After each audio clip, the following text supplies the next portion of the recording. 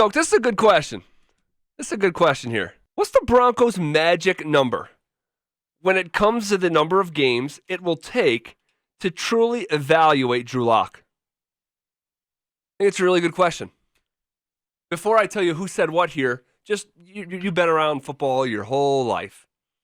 In your experience, what would give you confidence in terms of a sample size where you can actually make a judgment or determination on a quarterback? I think you need a couple years of sample size. So whether that's 32 games or 24 games, in the 20s, 20s plus, depending on what you're witnessing out there. But I think you got to give enough of a sample size to be able to tell one way or another, whether they start fast and then peter out, kind of like Trevor Siemian, or are you one of those guys that start slow and then all of a sudden, you look the part towards the end there. But you got to give them, I think, almost a couple seasons before you can truly evaluate a quarterback, especially the quarterback position. You got to give them time to grow. You got to give them time to go through some mistakes, see how they bounce back, face some adversity.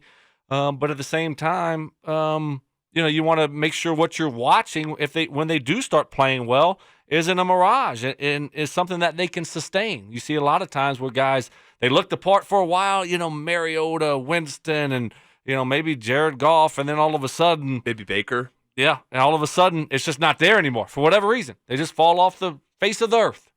Not sure why, what happened, but they're just not the same guy that they were early in their career. So I think a couple year sample size before you get a good evaluation of who that quarterback is. Yeah, and I think that, and I'm with you, I think that the 2 seasons is enough of an indicator on what you have, whether you're going to continue to go down that road, and not saying that you have it all figured out, but you see enough to agree to keep going down the road with that young player, or you've seen enough to turn and burn.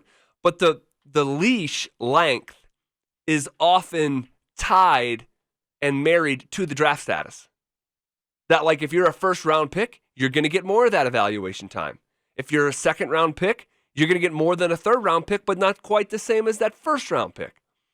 And I just think that's the nature of the sport and our expectations, or maybe even our tolerance for young quarterbacks.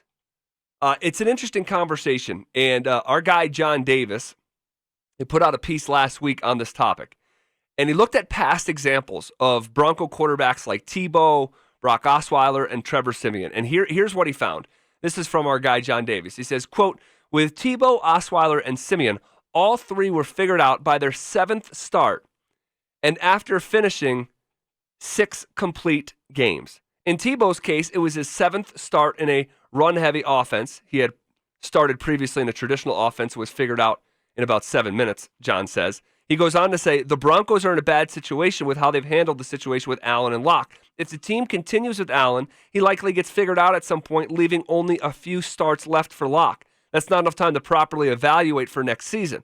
The understood plan for Locke right now is that he will not play in the next 2 games and will start the final 5 games of the season. 5 games is not enough to learn what they have in him. He could look great, awful, or mediocre for 5 games, but what happens after that? End quote. Well, here's what we all have to understand here. And Bill Polian kind of switched the light bulb in my head. It doesn't matter what Drew Lock does here. If we give him 7 games or not, it's not a big enough sample size to say we are not going to look at quarterback next year. Okay? So if you see a quarterback that you like, you're going to take him regardless of what you see from Drew Lock. So he's not going to tell us our plans for next year when it comes to the quarterback position. It just can't happen after, what are we going to see him? 3, 4, 5 games? Doesn't matter if we see him for 7 games. It's not going to give us direction for the draft. We're going to still go into the draft open-mindedness.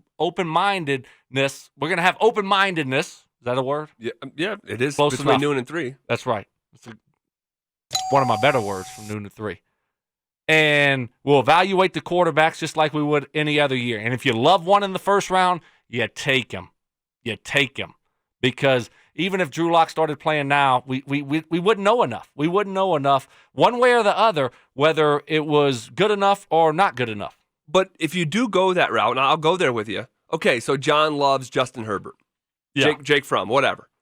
And you take that guy, Drew, the door for Drew Lock's opportunity around here gets slammed shut. Could. How could it not?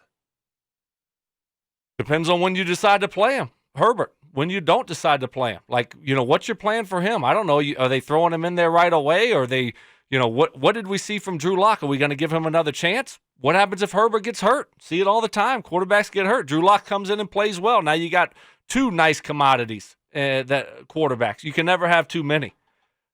So if you love one, you take them regardless of what you're going to see from Drew Lock, because the sample size isn't going to be enough regardless of when we put him in. If it's this week, it's still not going to be enough to tell us one way or another about where we need to head in the offseason.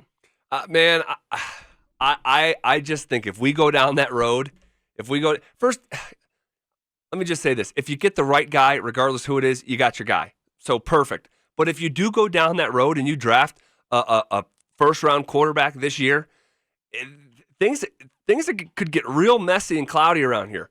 They've been messy and cloudy. Well, I don't know if they can get any messier or cloudy. They can, because we talked about the decision, and I brought up the three-cision. 3 quarterbacks: Joe Flacco, Drew Lock, Justin Herbert. I mean, it's like quarterback polygamy. Like, we're gonna marry all of them. John's smitten with Drew Lock. Okay, we move up in the second round to draft him. Well, at that point, you're probably moving on from Joe Flacco if you draft a quarterback in the first round. Maybe so. But who knows? Maybe so. Who knows? I just don't. We're saying you need a couple of years sample size to really truly evaluate a quarterback. I mean, we can get Drew Lock some experience this year, but as far as coming to a conclusion on who he's going to be to help us out in the draft, it's just we don't have enough time for that.